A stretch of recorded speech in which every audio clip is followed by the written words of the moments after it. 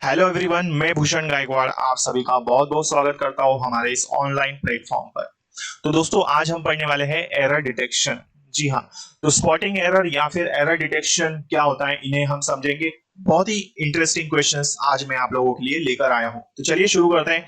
और आपको भी ट्राई करना है, सोचना है कि क्या आंसर्स हो सकते हैं। तो चलिए, आपको भी अपने आप को एनालाइज करना है। देखिए, तो इवेल्युएट कीजिए अपने आप को इस सेशन में। देखो, तो भाई पहला क्वेश्चन है, the teacher told the class that the earth is moving around the सन।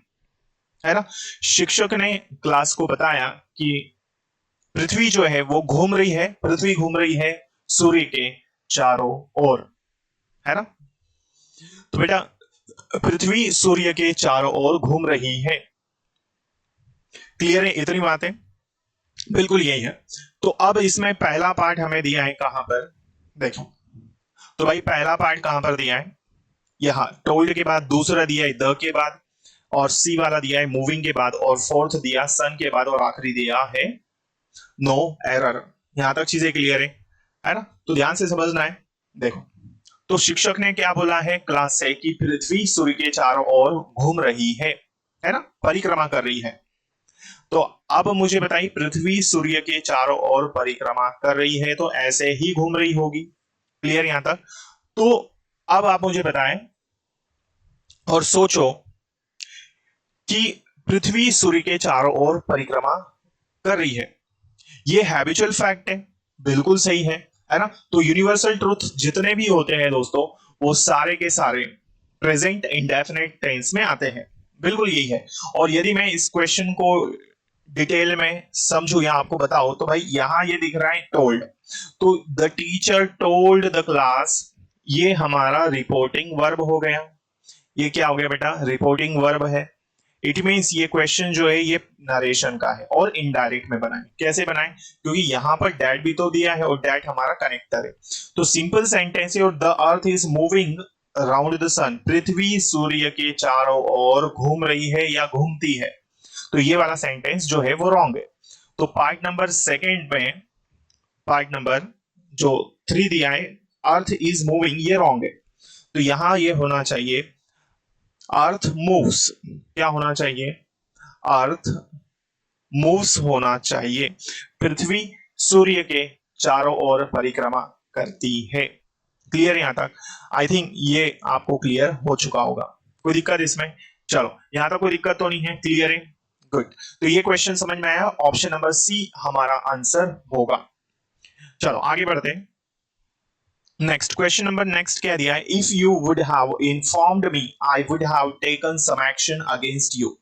यदि तुमने मुझे सूचित कर दिया होता तो मैंने उनके खिलाफ एक्शन लिया होता, या मैं उनके खिलाफ एक्शन ले चुका होता। है ना।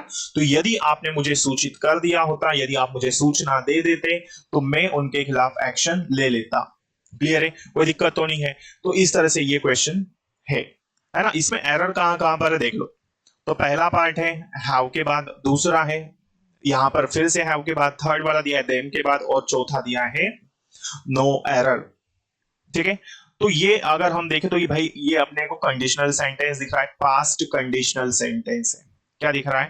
पास्ट कंडीशनल सेंटेंस है। तो भाई पास्ट कंडीशनल सेंटेंस है, तो यहां पर इफ यू वुड हैव दिया है, फिर से आप आगे जाओगे तो यहां भी आई वुड हैव दिया है। तो दो बार वुड हैव नहीं हो सकता। स्टार्टिंग में क्या आ जाएगा? वुड हैव की जगह पर यहां पर पास्ट परफेक्ट टेंस होना चाहिए। क्या होना चाहिए बेटा? पास्ट परफेक्ट टेंस होना चाहिए। है ना। तो यहाँ वुड हैव गलत है, यहां पर हैड आना चाहिए। क्लियर? तो if you had informed me I would have taken some action against them, तो मैंने कुछ एक्शंस उनके खिलाफ ले लिए होते। क्लियर है? तो पास्ट कंडीशनल सेंटेंस है। यदि आपको ये समझ में नहीं आया तो प्ले लिस्ट में मैंने आपको सारी चीजें बिल्कुल डिटेल में पढ़ा के रखी है। टेंस को भी मैंने आपको पढ़ा के रखा है, तो काफी सारे ग्रामर के चैप्टर्स भी मैंने आपको पढ़ा दिए हैं। तो यदि आप उसे देखना चाहते हैं, समझना चाहते हैं, पढ़ना चाहते हैं बेहतरीन तरीके से, तो प्ले लिस्ट में आपको सारे लेक्चर्स मिल जाएंगे। ठीक है। चलो, तो ये क्वेश्चन क्लियर है। आइए आगे बढ़ते हैं। क्वेश्चन नंबर नेक्स्ट, भाई नेक्स्ट नंबर क्वेश्चन क्या है समझिए। If he had walked fast enough he will get the bus. यदि वो बहुत तेज चला होता या वो तेज चला होगा पर्याप्त, तो उसे बस मिल गई होती। ठीक है, तो ये भी कंडीशनल दिख रहा है हमें कहीं ना कहीं। ठीक है, तो यहां पर इफ ही हैड, ये हमारा फर्स्ट पार्ट है, ये हमारा सेकंड है, और यहां जब आप देखते हैं पार्ट नंबर सी में, तो विल गेट लिखा है, तो ये गलत है। तो यहां पर क्या आना चाहिए, वुड हैव गॉट। क्लियर, तो पार्ट नंबर सी हमारा आंसर होगा। कोई दिक्कत यहां तक? तो मैं समझता हूं ये क्लियर हो चुका होगा आपको। ठीक है, चलिए नेक्स्ट क्वेश्चन की ओर बढ़ते हैं। नेक्स्ट क्वेश्चन क्या है, if I was there I would not accept this project. यदि मैं वहां होता तो मैं इस प्रोजेक्ट को एक्सेप्ट नहीं करता। आप हो क्या वहां पर? नहीं हो, तो आप ऐसा सोच रहे हो। ठीक है, तो ये इमेजिनरी सेंटेंस है। क्या है बेटा? इमेजिनरी सेंटेंस है ये, है ना? तो इमेजिनरी सेंटेंस है भाई ये। ठीक है, इमेजिनरी दिख रहा है हमको। तो इमेजिनरी सेंटेंस में कभी भी वॉज होता है क्या? नहीं होता। पार्ट नंबर फर्स्ट है, तो यहां पर आएगा वर्ब। ठीक है, तो चाहे सब्जेक्ट सिंगुलर हो या फिर प्लूरल हो, हमेशा यहां पर वर्ब का यूज हम करते हैं। क्लियर, तो कंडीशनल, ये इमेजिनरी सेंटेंस है, यदि मैं वहां होता तो मैं इस प्रोजेक्ट को एक्सेप्ट नहीं करता। क्लियर, चलो ये क्वेश्चन पढ़ लिया हमने, आगे बढ़ते हैं। Next question, if I am well I would prefer tea to cold drink. यदि मैं ठीक होता, है ना, समझिए क्या कह रहा है क्वेश्चन। यदि मैं ठीक होता तो मैं चाय की बजाय कोल्ड ड्रिंक प्रीफर करता। ठीक, तो इसमें फर्स्ट पार्ट कहां पर दिया है? एम के बाद दिया है, सेकंड दिया है प्रीफर के बाद, सी के बाद ड्रिंक्स के बाद सी है, और लास्ट नो एरर। देखो तो इसमें कहां पर है भाई, समझिए। तो यहां यदि हम डिस्कस करें तो ये है आई एम, है ना? क्लियर यहां तक?